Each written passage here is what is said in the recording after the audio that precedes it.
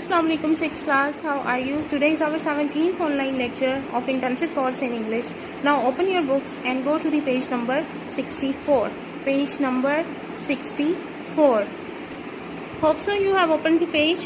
Now today our topic is past perfect tense. Fail माजी मुकम्मल, यानी माजी में हमारा ये काम मुकम्मल हो चुका होता।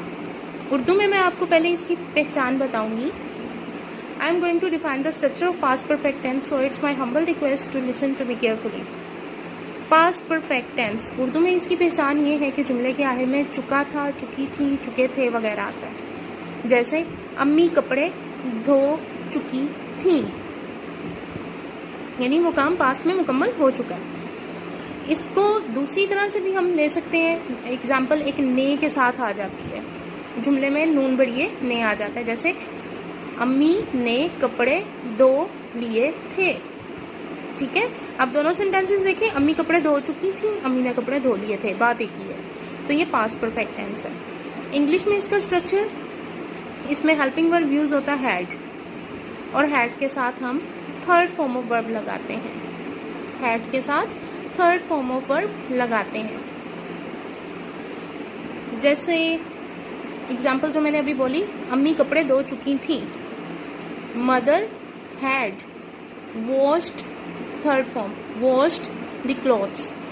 अब नेगेटिव में इसको चेंज करेंगे तो वो कैसे हो जाएगा, mother had not washed the clothes. Had mother, interrogative में जाएंगे तो हैड को सेंटेंस के स्टार्ट में ले आएंगे।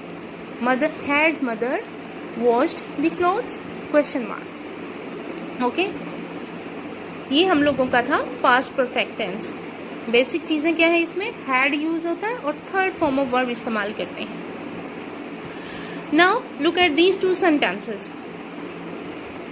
दे did their work, they went for a show. Two clauses है और दोनों पास्ट में है, ठीक है। टू क्लॉजेज, यहाँ पर हम लोगों को दो सेंटेंसेस दे रहे हैं। दे डिड देयर वर्क, उन्होंने अपना काम किया। They went for a show, और वो शो के लिए चले गए। Both sentences are in the past, दोनों सेंटेंस जो है ये पास्ट इंडेफिनिट टेंस है, ठीक है। To show which of the two actions happened first, we can use one verb in the past perfect tense. अब इसमें से जो काम पहले हुआ है उसको हम पास्ट परफेक्ट में चेंज कर देंगे, ठीक है। पास्ट परफेक्ट में चेंज कर देंगे जो काम पहले हुआ होगा। जैसे एग्जाम्पल दे रहे हैं वो हम लोगों को, after they had done their work, अपना काम करने के बाद दे वेंट फॉर अ शो, वो शो के लिए गए। मतलब this means they did their work first, उन्होंने पहले अपना काम किया before they went for a show, इससे पहले कि वो शो के लिए जाते। जिस सेंटेंस के साथ हम कंजंक्शन लगाते हैं वहां पर हम पास्ट परफेक्ट टेंस में उसको चेंज कर देंगे, ठीक है। आप नीचे ये टेबल में एग्जाम्पल भी देख सकते हो।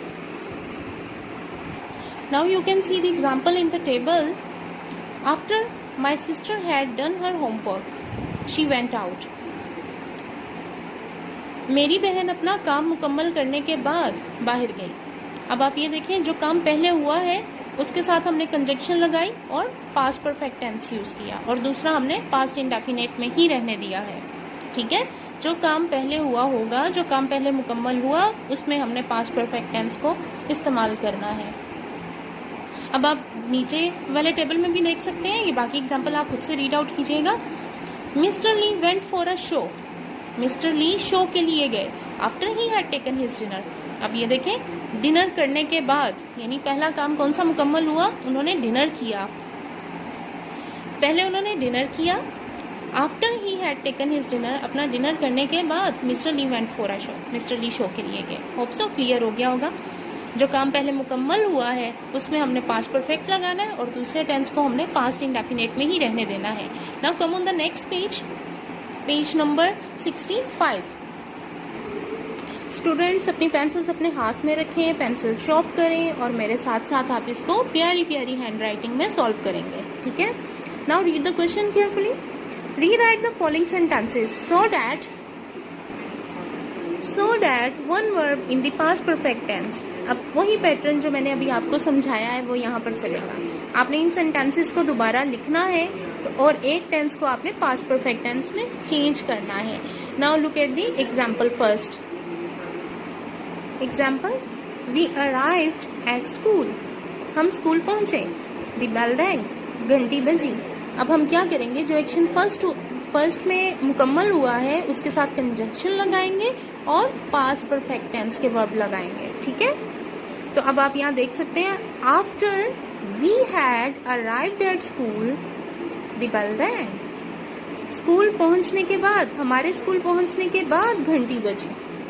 यानी पहले क्या काम हुआ, पहले हम स्कूल पहुँचे और फिर घंटी उसके बाद बजी. तो ये sentence, after we had arrived at school the bell wrong.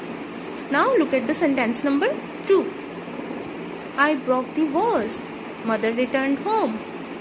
अब यहाँ पर भी दो सेंटेंसेस हैं.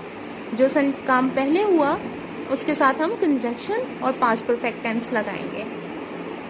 After I had broken the vase. After I had broken the vase.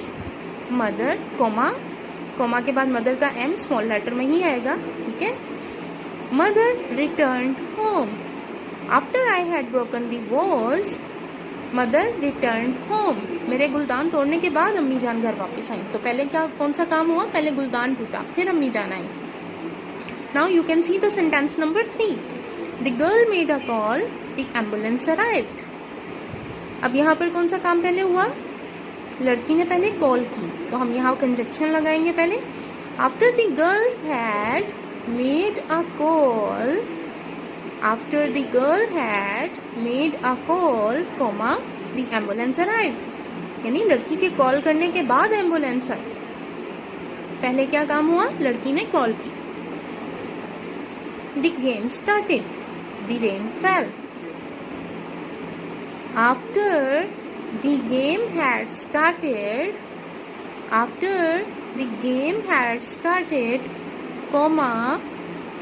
the rain fell. The rain fell. Game शुरू होने के बाद बारिश हुई. ठीक है. Number 5. The woman sat down. I gave her a cup of coffee.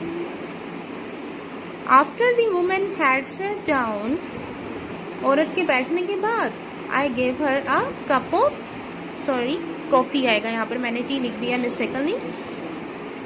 After the woman had sat down, I gave her a cup of coffee.